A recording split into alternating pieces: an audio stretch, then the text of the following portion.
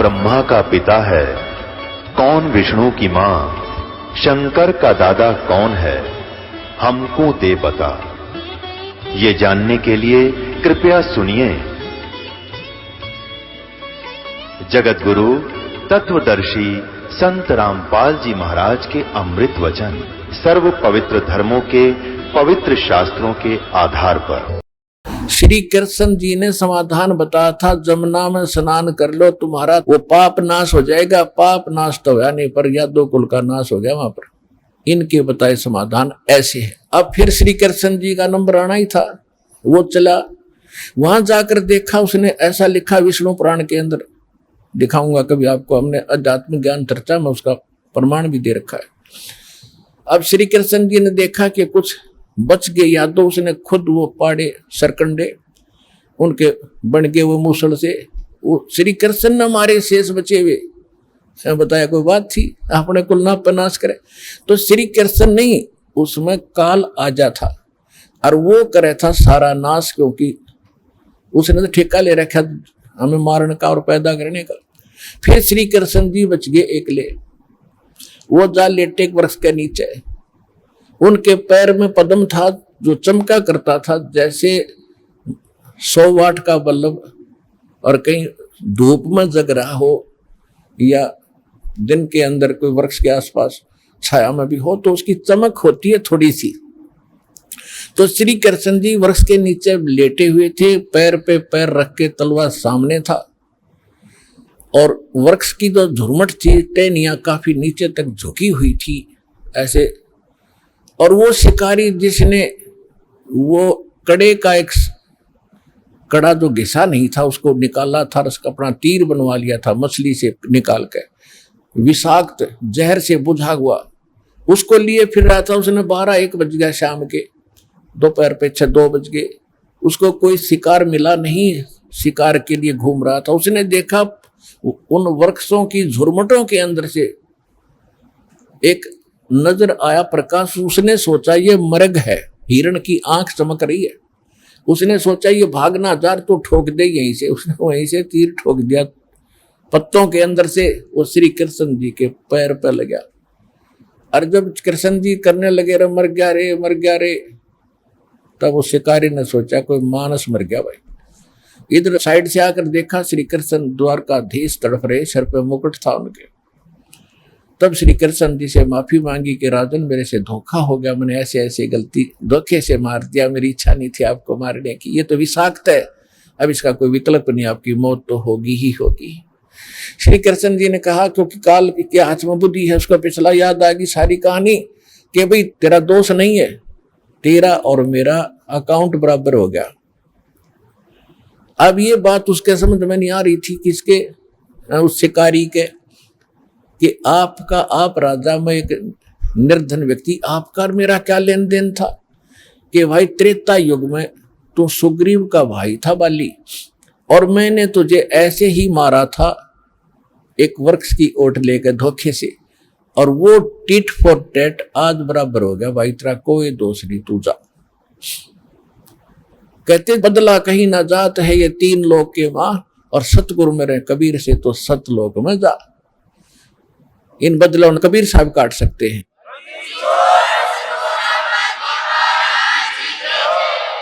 तो हमारे संस्कारों को कबीर परमेश्वर ही समाप्त कर सकते हैं, ये समर्थ हैं, इनके हाथ में सब कलम है।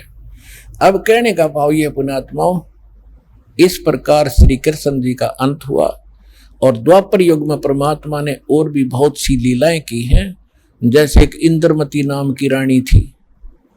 आज इतना समय है नहीं फिर, क्योंकि ये जो सत्संग है ये लगातार कई दिन चले, और जब समझ में आओ सारी कथा सुना सके आपको, फिर भी आपको जितना आवश्यकता है उतना कहानी कथा हम सुनाते रहेंगे और धीरे धीरे सब प्रकाश डालते रहेंगे। आज का सत्संग हम यही विराम देते हैं। परम पिता परमात्मा पूर्ण ब्रह्म सर्व सृष्टि रचनहार कबीर परमेश्वर जी की असीम रजा से आप सभी पुण्यात्माएं सत्संग सुनने के लिए उपस्थित हुए। ये जो सत्संग एक बहुत ही महत्वपूर्ण दिवस के उपलक्ष्य में हो रहा है। ये महत्वपूर्ण दिवस वो है जिस दिन परमात्मा सतलोक से चलकर कलयुग में प्रकट हुए थे और उन्होंने अपने निज धाम का यथार्थ ज्ञान प्राप्त कराया था। वो शुभ दिन है ज्येष्ठ सुदी पूर्णमासी, जो कि आज जिस उपलक्ष्य में आप सत्संग सुन रहे हैं, ये उसी शुभ दिन के उपलक्ष्य में यह सत्संग हो रहा है। आप जी को बहुत बार बताया है कि सत्संग सतगुरु ही किया करते हैं या फिर उनका कोई कृपा पात्र महापुरुष संत उन्हीं का दास होता है। वही सत्संग उनके बताए हुए ज्ञान को ठीक से समझकर और समझाया करता है। सत्संग के अंदर प्रत्येक पॉइंट को, प्रत्येक बिंदु को प्रमाणित किया जाता है ताकि श्रोताओं को किसी प्रकार की कोई शंका शेष ना रहे। परमेश्वर कबीर जी कहते हैं कि मां मुंडू उस संत की जिससे संशय न जाए, काल खात है कम को, काल खात है थोड़ो, ये संशय सकल को खाए। यानी जो शंका है दातम मार्ग की, इसने सबको डस रखा है, किसी को भी सत्य मार्ग प्राप्त नहीं हुआ। और जब तक शंका निवारण नहीं होगी तो हम निश्चिंत नहीं हो सकते, दृढ़ नहीं हो सकते। तो सत्संग के अंदर वो शंका पूर्ण रूप से निर्मूल की जाती है। आप जी सत्संग में सुन रहे हैं, जैसे आपको परमेश्वर के प्रकट होने की 3 युगों की कथा सुनाती है। सतयुग में परमात्मा सत्सुकृत नाम से प्रकट हुए। उस समय उनको विद्याधर नाम के एक ऋषि ब्राह्मण अपने घर ले गए। वो कमल के फूल पर परमात्मा आए थे। जैसे कलयुग में लीला की है, ऐसे ही वो प्रत्येक युग में लीला किया करते हैं। विद्याधर ऋषि ब्राह्मण निसंतान थे, उनका कोई संतान नहीं थी। उनकी पत्नी का नाम था दीपिका। वो परमात्मा को शिशु रूप में, जो परमात्मा प्रत्येक युग में लीला करते हैं, प्रकट होकर के आते हैं, सतलोक से आते हैं, सहशरीर आते हैं, अपने उसी धर्मानुसार जो गुण है परमात्मा का, उस गुणानुसार प्रत्येक युग में कमल के फूल पर विराजमान होते हैं। कमल का फूल सरोवर में ही होता है, जिस कारण से परमात्मा नारायण नाम से प्रसिद्ध होते हैं।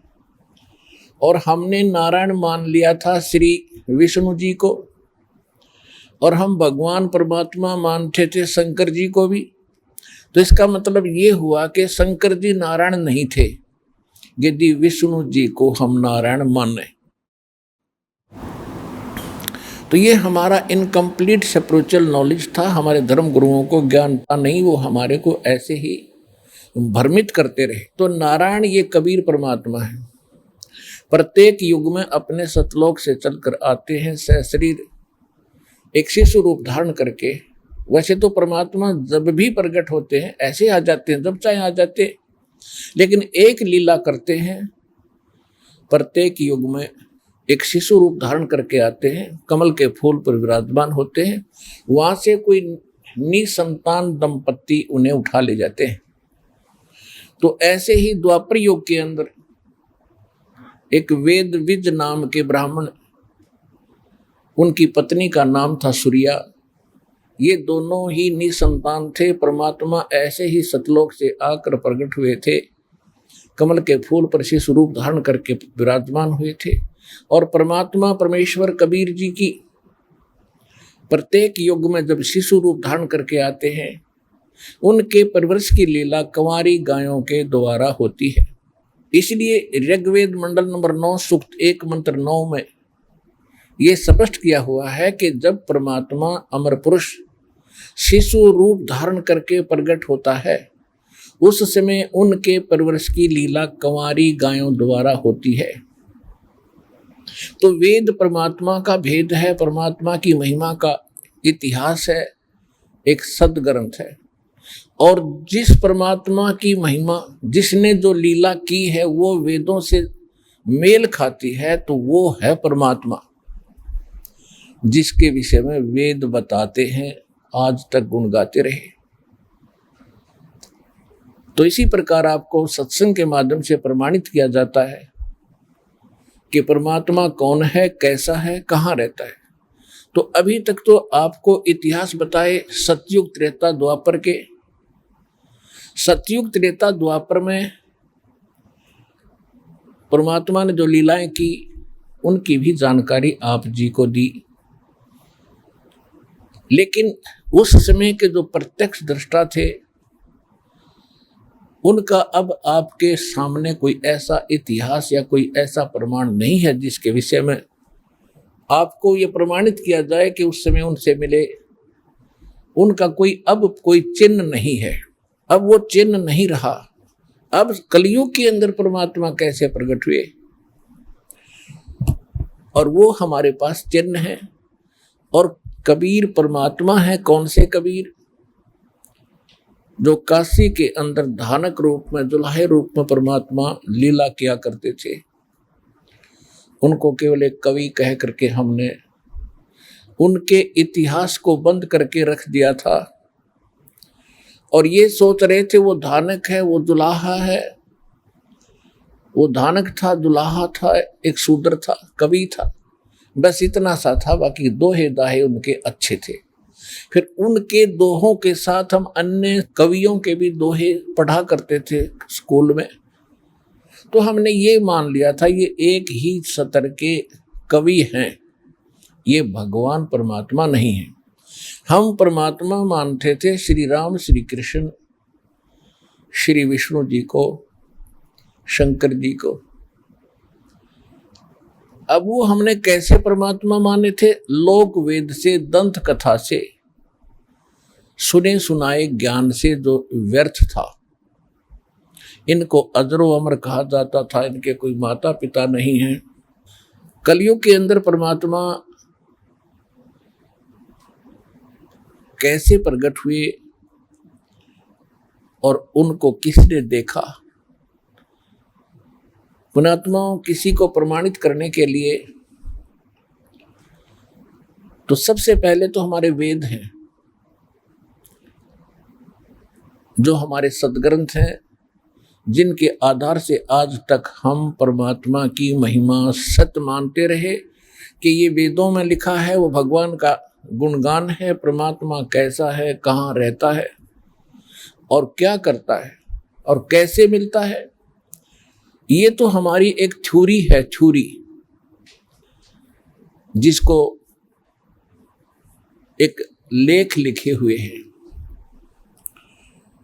और दूसरा होता प्रैक्टिकल, जो हमारी थ्योरी बता रही है और किसी ने वो प्रैक्टिकल भी किया है, और वो प्रैक्टिकल उस थ्योरी यानी रिटन स्टेटमेंट से ज्यों का त्यों मेल खाता है, तो फिर वो रिजल्ट सही होता है, वो परिणाम सही होता है, ओके होता है।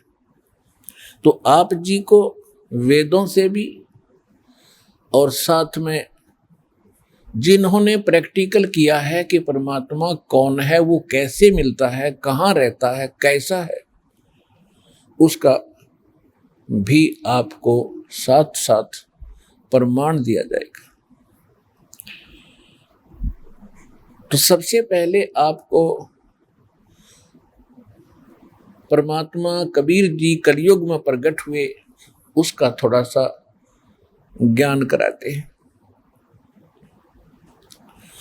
जैसा कि आप जी को सत्संग में सुनाया गया है कि सुपत सुदर्शन नाम के एक वाल्मीकि थे, यानी वाल्मीकि जाति में उनका जन्म था, और परमेश्वर स्वयं भी सतलोक से आकर के एक वाल्मीकि दंपति द्वारा पाले गए थे द्वापर में।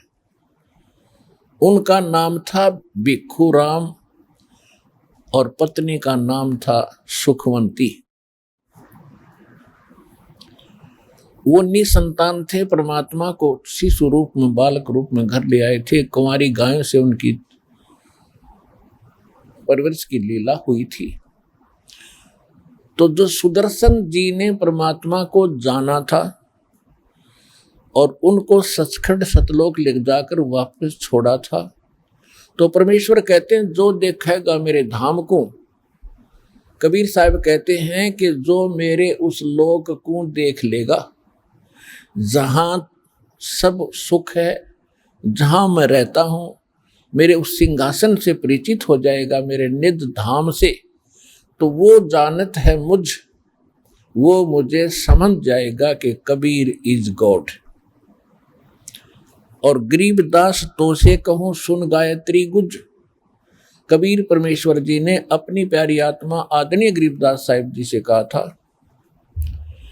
कि मैं तुझे एक गुप्त गायत्री बताता हूं, गुप्त रहस्य बताता हूं, गुप्त ज्ञान बताता हूं कि मुझे वही परमात्मा मानेगा जो मुझे सतलोक में देख लेगा। उस समय और अब वर्तमान समय के लिए परमात्मा ने आपको शिक्षित बनाया। ये प्रत्येक को वहां ले जाओ और फिर छोटा जब मानना, तो ये बात जची नहीं। तो इसलिए आप जी को शिक्षित किया है कि आप प्रमाणों को देखकर सत्य मानोगे और अपना कल्याण करा के सदा सुखी हो जाओगे।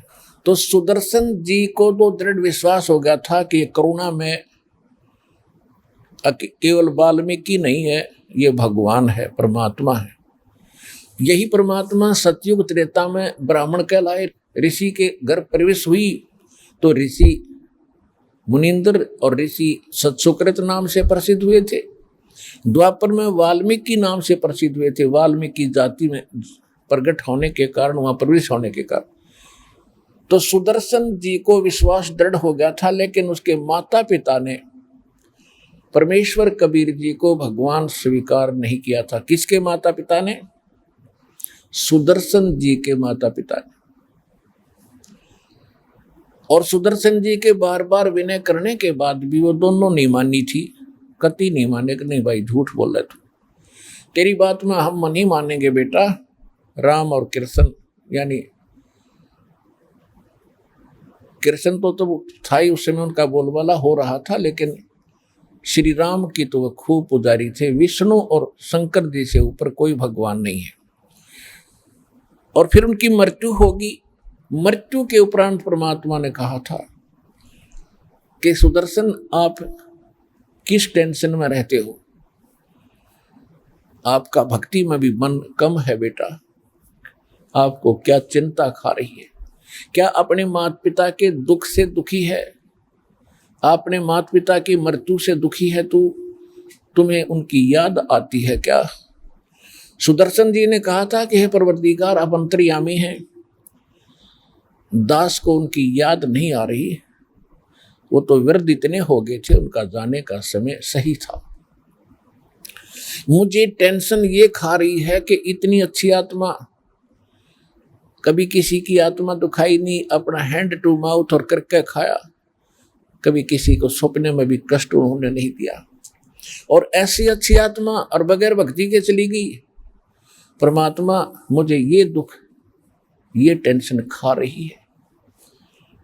अब उनकी के दुर्गति हो रही होगी ना, कोई पशु बनेंगे, कभी पक्षी बनेंगे, कभी किसी योनि में जाएंगे। मुझे इस बात का दुख है कि उन्हें एक नहीं मानी, कितना पहाड़ सा कष्ट सिर पर रख लिया। मेरी एक अर्जी है भगवान, अब तो वो माने नहीं, आप तो समर्थ हो, कभी भी किसी जन्म में परमात्मा उनको जरूर शरण में लेना। और आप तो ऐसे समर्थ हो, जब एक बार शरण में ले लेते हो, दाता पार करके ही छोड़ते हो। मैं बहुत समझाया करता अपने माता पिता को, एक बार आप दीक्षा ले लो, लेकिन वो माने नहीं। परमेश्वर ने सोचा कि कलयुग में, इस द्वापर युग में एक भगत ठीक से सुलझा है और अब ये माता पिता की टेंशन लिए बैठा है, बेशक ऊपरले मन से ये कुछ भी कह रहा है, लेकिन अंदर में इसका ये दोष भरा हुआ है। और माँ की और पिता की ये टेंशन, ये चिंता इसको बनी रही अंत समय में, तो मृत्यु के उपरांत ये वही जन्म लेगा जहां वो जन्मे है। एक विधान है परमात्मा का, जहां आशा ता बासा होई और मन कर्म वचन सुमरियो सोई। तब परमेश्वर ने कहा कि बेटा यह टेंशन छोड़ दे, मैं वायदा करता हूं तेरे माता पिता को शरण में भी लूंगा और इनको मुक्त भी करूंगा, लेकिन ये नहीं कहूंगा कि वो जल्दी ही मुक्ति प्राप्त करेंगे, क्योंकि उन्होंने तो भक्ति बीज बोया ही नहीं। भक्ति बीज बोया जाएगा, फिर सींचा जाएगा, तब वो चलेगा। इसमें बहुत से जन्म लग जाते हैं। तो सुदर्शन इस प्रॉमिस से, परमात्मा के इस वचन से संतुष्ट हुआ कि मालिक परमात्मा जो प्रॉमिस करते हैं, जो वायदा करते हैं, वो कभी कच्चा नहीं करते, ये भगवान है। और उस दिन के बाद वो निश्चिंत हुए, अपना परमात्मा की भक्ति करके मोक्ष प्राप्ति की। अब जो सुदर्शन जी के माता पिता थे, वही आत्माएं बनारस शहर में, काशी शहर के अंदर ब्राह्मण के घर जन्म था। गौरी शंकर नाम उस पुरुष का था और सरस्वती नाम उस स्त्री का था, जो सुदर्शन जी के माता पिता वाली आत्माएं ही वो ऐसे जन्मी थी। दोनों का विवाह हुआ। गौरी शंकर जो था बहुत ही भगवान शंकर के पुजारी थे और निष्पक्ष ब्राह्मण थे, किसी को मिसगाइड नहीं करते थे, भगवान शंकर के कट्टर पुजारी थे। और भगवान शंकर की कथा यानी शिव पुराण की कथा सुना के अपना जीवन निर्वाह कर रहे थे। जो भी उनको दक्षिणा मिलती थी, उसी दक्षिणा से अपना निर्वाह चलाते थे कथा करके, लेकिन किसी को भ्रमित नहीं करते थे, ना कोई पंडिताई करते थे कि तेरे श्राद्ध निकाल दूंगा, तेरे ऐसे कर दूंगा, ऐसा नहीं करते थे। और जो दक्षिणा आती थी, दक्षिणा, उस दक्षिणा से ही वो अपना निर्वाह चलाते थे, उसी में से फिर दान धर्म भी करते थे, संग्रह संचन नहीं करते थे। ऐसी शुद्ध आत्माएं थी। उसमें बनारस के अंदर मुसलमानों का बोलबाला था।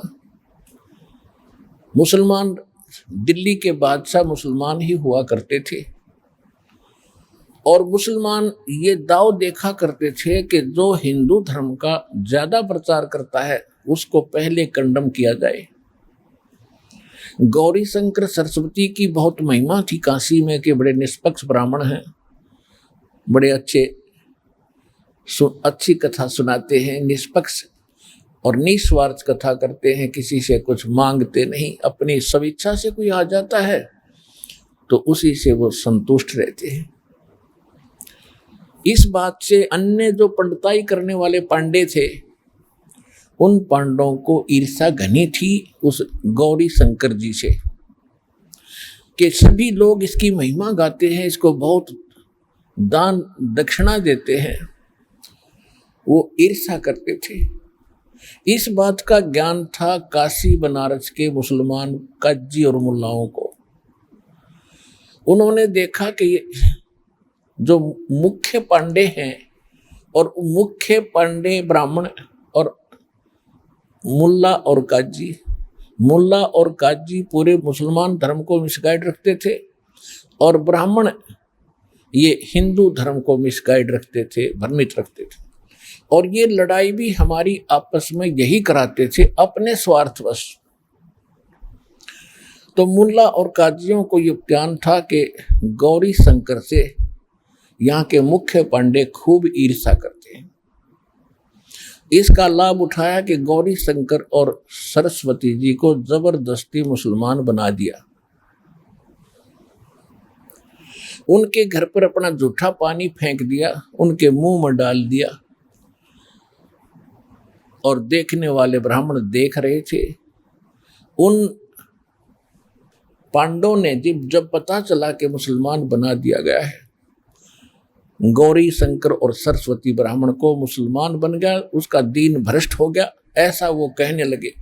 और उन्होंने पूरे हिंदू समाज में ये फैला दिया कि गौरी शंकर मुसलमान बन गया है, उसका गंगा में स्नान बंद कर दिया, उसके साथ कोई नाता ब्राह्मण नहीं रखेगा, उसको जाति से निकाल दिया, धर्म से निष्कासित कर दिया।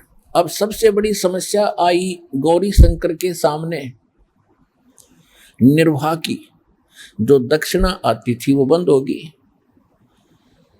तो उसने 1-2 दिन देखा, फिर क्या सोचा कि कोई ऐसा काम शुरू करूं जिससे कोई पैसा ना लगो, पैसा है नहीं, तो कपड़ा बुनने का काम गौरी शंकर ने शुरू कर दिया। उनका नाम चेंज कर दिया, गौरी शंकर का नाम रख दिया नूर अली, उसको नीरू कहने लगे, और सरस्वती का नाम रख दिया नियामत, उसको नीमा कहने लगे। नीरू और नीमा नाम से वो मुसलमान जुलाहा प्रसिद्ध हो गए, क्योंकि उन्होंने कपड़ा बुनने का काम शुरू कर दिया। ये बहुत ही साधारण से खर्चे में शुरू हो जाता था। 5-4 लकड़ी के डंडे गाड़ने होते थे, उनमें धागा लपेटा और शुरू कर देते थे। ये कार्य करते करते काफी समय व्यतीत हो गया, उनका कोई संतान नहीं थी। परमात्मा अपने नियमानुसार, अपने गुण धर्म अनुसार प्रत्येक युग में एक शिशु रूप धारण करके प्रकट होते ही होते हैं। अब नीरू नीमा के सामने स्नान करने की भी समस्या आई, क्योंकि गंगा घाट पर जहाँ ब्राह्मण स्नान करा करते थे, गंगा में स्नान करना मुसलमानों को उस स्थान पर अलाउड नहीं था। तो गौरी शंकर सरस्वती जी ने देखा कि एक सरोवर है, तालाब है, जो गंगा दरिया के लहरों से उछल उछल कर, जैसे वर्षा के दिनों में ज्यादा वर्षा होने से सभी दरियाएं ओवरफ्लो होकर चलती हैं, और गौ घाटों के ऊपर से वो लहरों के द्वारा उछल उछल कर वर्षा एक सरोवर को भर देती थी, जिसका नाम था लहर तारा। तारा उस स्थान का क्षेत्र था, लहरों के द्वारा पानी से भर जाने के कारण उसको लहर तारा नाम से जाना जाने लगा। और गंगा के जल का एक स्वभाव है कि वो कभी खराब नहीं होता। उस सरोवर में जो लहरों के द्वारा उछल कर आया था, वो निर्मल जल अगले वर्षा तक ज्यों का त्यों भरा रहता था, थोड़ा बहुत कम होता था। आसपास उसके बहुत सुंदर शांत वातावरण होता था, बड़े बड़े वृक्ष होते थे, घने छायादार वृक्ष होते थे।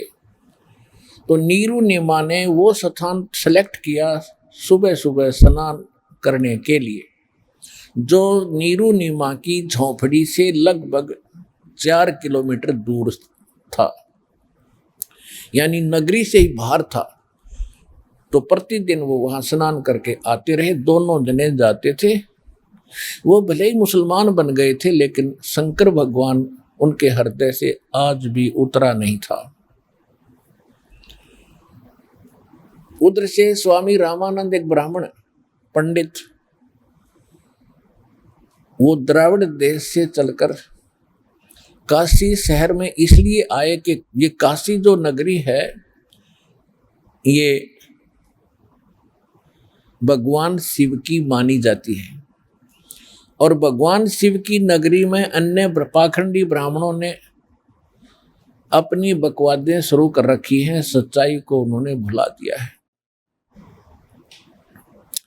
इसलिए उन्होंने, स्वामी रामानंद जी ने अपना प्रचारक क्षेत्र काशी में स्थापित किया, जिस कारण से उन्होंने 1400 ऋषि से बना रखे थे ब्राह्मण। स्वामी रामानंद जी ब्राह्मण थे, पंडित थे, और उस समय छुआछूत चरम सीमा पर थी, और केवल ब्राह्मणों को दीक्षा देते थे, अन्य को वो दीक्षा नहीं देते थे।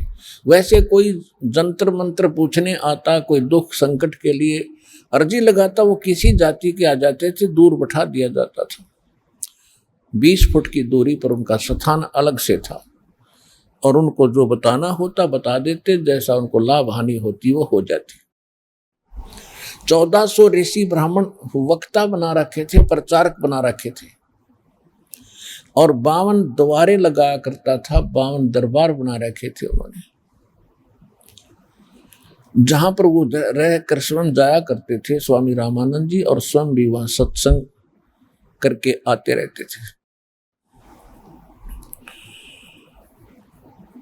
उन 1400 ब्राह्मणों में से एक ऋषि का नाम था अष्टानंद।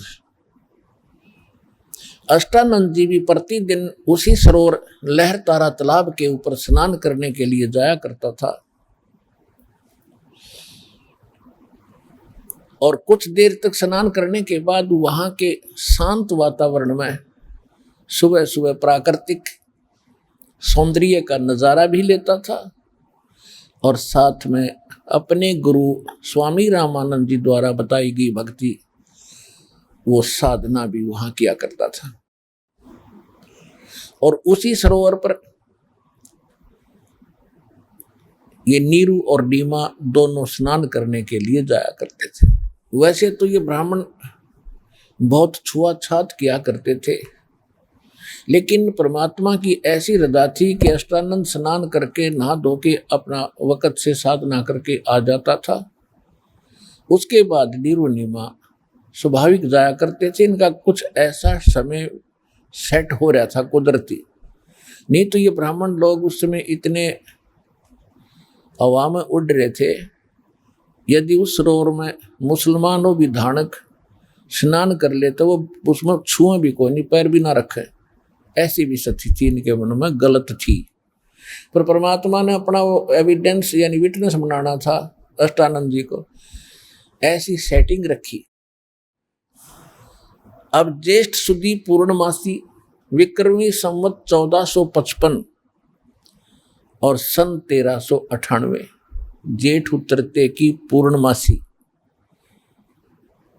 और सुबह ब्रह्म मुहूर्त में, ब्रह्म मुहूर्त होता है सूर्य उदय होने से लगभग 1.5 घंटा पहले का जो समय है उसको ब्रह्म मुहूर्त कहा जाता है। तो ब्रह्म मुहूर्त के अंदर नीरू नीमा प्रतिदिन स्नान करने के लिए जाया करते थे। तो परमात्मा उसी समय में एक शिशु रूप धारण करके ऊपर से सतलोक से नीचे आए। अष्टानंद जी साधना करने की कोशिश कर ही रहा था, कभी आंखें बंद कर रहा था, कभी खोल रहा था। इतने में क्या देखा कि आकाश मार्ग से एक तेज पुंज का गोला सा, प्रकाश का गोला आ रहा है, जैसे तारे टूटा करें। आप देखते हो तारे टूटते हैं तो, लेकिन तारे टूटने का प्रकाश बहुत छोटा होता है, वो प्रकाश बहुत ज्यादा था। तो अष्टानंद जी ने सामने देखा, वो बहुत गति से प्रकाश नीचे को आ रहा था। अष्टानंद जी की जो चरम दृष्टि थी, आंखें सहन नहीं कर सकी, ऐसे देखते ही आंखें बंद होगी, क्योंकि वो प्रकाश बहुत ज्यादा रोशनी थी, ज्यादा तेज था। आंखें जब बंद हुई तो उसने क्या देखा कि ये कोई शिशु है। जैसे हम सूर्य की ओर देखते हैं और हमारी आंखें जो है उसको सहन नहीं कर सकती सूर्य के प्रकाश को, हम या तो दूसरी साइड में कर लेते हैं या आंखें बंद करते हैं। तो हम क्या देखते हैं कि सूर्य का आकार प्रकाश रहित दिखाई देता है, एक गोला सा। इसी प्रकार अष्टानंद जी को जब उसने आंखें बंद की तो बालक शिशु रूप दिखा, बगैर प्रकाश का, प्रकाश रहित रूप, आकार बालक का।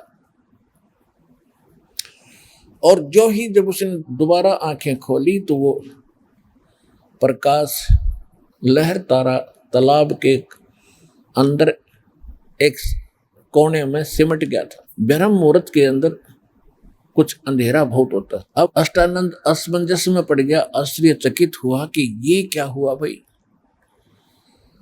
अब उसने सोचा कि ये हो सकता है मेरी कोई आध्यात्मिक जो साधना है इसका कोई प्रतिफल हो। तो इसकी जानकारी प्राप्त करने के लिए अष्टानंद जी उठ कर चल पड़े और अपने पूज्य गुरुदेव जी रामानंद जी के पास इसका समाधान जानने के लिए चल पड़े। अब गुरु जी के पास जाकर उसने पूछा कि हे गुरुदेव, आज आपके बालक ने एक ऐसा आश्चर्य देखा, आकाश से एक प्रकाश पुंज आ रहा था, प्रकाश का गोला घनी स्पीड से आया था और उसको जब मैंने देखा मेरी आंखें सहन नहीं कर सकी उस रोशनी को, आंखें मेरी बंद हो गई। आंखें बंद होने पर स्वामी जी, हे पूज्य गुरुदेव, मैंने एक शिशु को देखा, जैसे सूर्य की तरफ देखकर आंखें बंद करते हैं, प्रकाश रहित आकार दिखाई देता सूर्य का, ऐसे मैंने एक बालक देखा। ये मेरी कोई भक्ति की उपलब्धि है या कोई मेरी भ्रम है, मेरा ये निवारण करो शंका। तो स्वामी जी को जैसा ज्ञान था वो यही मानते आए हैं कि भाई इनके भगवान तो मां से ही जन्म लेते आए, रामचंद्र जी, श्री कृष्ण जी, और भी जितने ये कपिल आदि जितने 9 भगवान मानते हैं, 25 मानते हैं, सारे मां से ही जन्म लेते रहे। तो स्वामी जी ने कहा कि ये ऊपर के लोकों से कोई महापुरुष, कोई अवतार गण आते हैं तो उनकी ऐसे ही लक्षण होते हैं। अब वो इस काशी शहर में किसी माँ के गर्भ में जन्म लेंगे बेटा, और बालक रूप में जन्म लेकर के वो अपना जो भी उनका उद्देश्य लेकर आते वो पूरा करेंगे। ये ऐसे लक्षण उस समय होते हैं जब ऊपर से कोई अवतार गण आते। अब अष्टानंद जी संतुष्ट हुए, गुरु जी जो समाधान कर देते वो फाइनल होता है। उधर से नीरू नीमा 62 वर्ष के हो चुके थे, उनको कोई संतान नहीं थी, भले ही मुसलमान बन गए थे पर भगवान शंकर से उनकी आस्था हटी नहीं थी। अब एक और समस्या होती है हमारे सामने कि जैसे भगत और जगत के अंदर जो आपस में मतभेद रहा है, इसी बात पे रहा है कि जो अध्यात्म मार्ग के जो विचार होते हैं वो जगत से विपरीत होते हैं, और जगत ये कहता है कि जिसके संतान नहीं हो तो मनहूस व्यक्ति है। और यहां तक मानते थे इन हमारे नकली गुरुओं के भ्रमित किए हुए कि सुबह सुबह निसंतान व्यक्ति के तो दर्शन भी नहीं होने चाहिए, सारा दिन व्यर्थ जाता है। अब उनकी ज्यादा मौत हो जाती है, ज्यादा दुखी हो जाते हैं। एक तो संतान का अभाव, ऊपर से इस प्रकार की उनके मन में शंका रहती है कि तुम्हें देखकर इनके मन में क्या आया होगा। तो ये और एक दीमक उनके मन में लगी रहती है। और यदि वो सत्संग सुने परमात्मा का, यानी उनको सतगुरु मिले तो इच्छा मेटे पद्मल पदे समाना, और चल हंसा उस लोक पठाऊं जो आद अमर अस्थाना। सतगुरु ना मिलने से इस प्रकार की बकवादें मन में समाज में चला करती हैं, और सतगुरु संत आते हैं, परमात्मा के यथार्थ विधान से परिचित होते हैं, फिर इन समस्याओं का समाधान सहज में हो जाता है। अब अध्यात्म यानी सूक्ष्म वेद के आधार से जिनको संतान नहीं है वो 1 नंबर की पुण्यात्मा है, घड़ी नेक आत्माएं। लेकिन समाज के अंदर 99.99% लोग ऐसी धारणा के हैं, वैसे 100% हैं कि जिनका संतान नहीं उनकी कोई जीवन नहीं। अब ये ऐसा क्यों है कि वो बहुत अच्छी पुण्यात्मा है? पुण्यात्मा तो सभी हैं। सामाजिक दृष्टिकोण से यदि आपको संतान प्राप्त है तो बहुत अच्छी बात है, बुरे नहीं हो। कौन बुरे नहीं है? जो भक्ति कर रहे हैं, परमात्मा की खोज कर रहे हैं, वो भी बहुत पुण्यात्मा है। और जो मनुष्य जीवन पाकर के सब कुछ है उनके पास और भक्ति नहीं कर रहे तो वो तो बिल्कुल कर्महीन प्राणी है। अब दास ने क्यों कहा कि जिनके संतान नहीं है वो बहुत अच्छी आत्मा है? ये अध्यात्म मार्ग है, इसमें हमारा यहाँ पर जो संस्कार है, ये संस्कार हमारा एक दूसरे का ऋण है हमारे ऊपर। उस ऋण के आधार से कोई पशु बनता है, कोई हमारा बैल बनता है, कोई भैंस बनती है, कोई गाय आती है, तो वो पिछले जन्म में कोई ना कोई हमारे संस्कार से जुड़ती है, और जब उसका संस्कार पूरा हो जाता है वो या तो बिक जाती है या मर जाती है। और ऐसे ही जो पुत्र पुत्रियां हैं, ये भी अपना संस्कार होता है। देखो हम ये मानते हैं कि बच्चा हो गया, लड़का हो गया, लड़की होगी। लड़की को तो हम मानते तो पराया धन होता है, इनको तो हमने शादी करके विदा कर देना, ये तो अपने घर जाएगी। फिर हम आशा लगाते हैं कि हमारे पुत्र हमारी बहुत सेवा करेंगे, बुढ़ापे में हमें बड़ा सुख देंगे, हमारी उंगली पकड़ेंगे। अपने आत्मा देखो, ये बात है कि मान लीजिए आपकी संतान बहुत अच्छी होगी, पुत्र और पुत्र वधू भी अच्छी आगी, और आपकी वो सेवा भी खूब करेंगे। और यदि आपके कर्म में भक्ति ना करने से आपको कोई कैंसर होगी, अब कैंसर का जो पीड़ा है वो तो पिताजी को सहन करनी पड़ेगी। बेटा और पुत्र वधू उसके साथ उस दुख में रो सकते हैं, उसकी सेवा कर सकते हैं, लेकिन वो कैंसर की पीड़ा तो पिताजी ने भोगनी पड़ेगी, उसमें वो पुत्र कुछ मदद नहीं कर पाएंगे। तो कहने का भाव ये है कि यहाँ जो हम आए हैं, हमने अपने कर्मों को फिर से सेट करना पड़ेगा। जो संस्कार हम लेकर आए हैं, प्रारब्ध जिसको कहते हैं, वो हमें प्राप्त होता है, उसके आधार से हम सुखी हैं तो सुखी हैं, जब दुख शुरू होंगे तो दुख ही आते रहेंगे। और कुछ दिनों के बाद क्या होगा, कितनी अच्छी संतान है, जब पिताजी या माताजी लंबे रोगी हो जाते हैं ज्यादा अवधि तक, वो सभी थक लेते हैं, छिक लेते हैं, और आप अपने आप कहने लग जाते हैं भगवान इनकी मिट्टी संगवा ले, उठा ले, बनवा ले, बहुत दुखी हो रही है, देखा नहीं जाता। और यदि वो भक्ति करते हैं, परमात्मा का सतनाम लेते हैं, सच्ची साधना करते हैं, तो उनका वो संकट टल जाएगा। और फिर बच्चे भी सेवादार हैं तो बहुत अच्छी बात है, अपना टाइम पास अच्छा हो जाएगा। परमात्मा कहते हैं एक के 2 लड़के थे, 2 लड़की। लड़की विवाह दी, वो चलेगी अपने ससुराल, लड़कों की विदेश में सेटिंग होगी, उनका विवाह होते हुए अपने बच्चों को लेकर विदेश चले गए।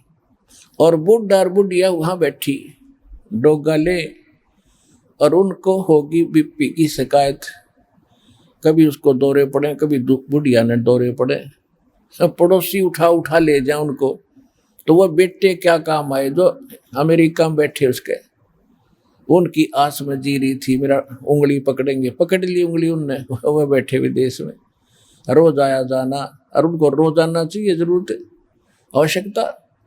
तो कहने का भाव ये है कि एक कहावत है, एक संत कहने लगा, एक माई थे, बुढ़ा बुढ़िया बैठे थे, कि सुना माई परिवार कैसा है तेरा। उसका 2 पुत्र 2 पुत्री थी।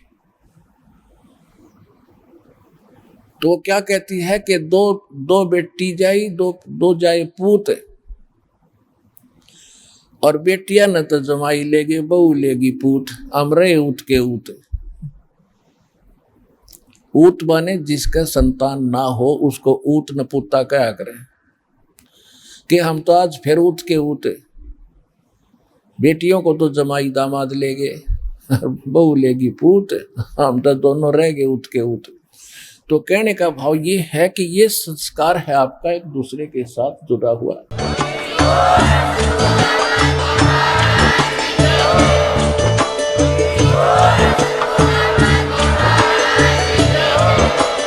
आप सुन रहे थे जगत गुरु तत्वदर्शी संत रामपाल जी महाराज जी के मंगल प्रवचन। अधिक जानकारी के लिए विजिट कीजिए हमारी वेबसाइट www.jagatgururampalji.org। संत रामपाल जी महाराज जी के शुभ आशीर्वाद से पूरे विश्व भर में 500 से भी ज्यादा नाम दीक्षा केंद्र हैं, जिन पर संत रामपाल जी महाराज जी द्वारा ऑनलाइन निःशुल्क नाम दीक्षा दी जा रही है। अपने नजदीकी नाम दीक्षा केंद्र का पता करने के लिए संपर्क करें 8222880541।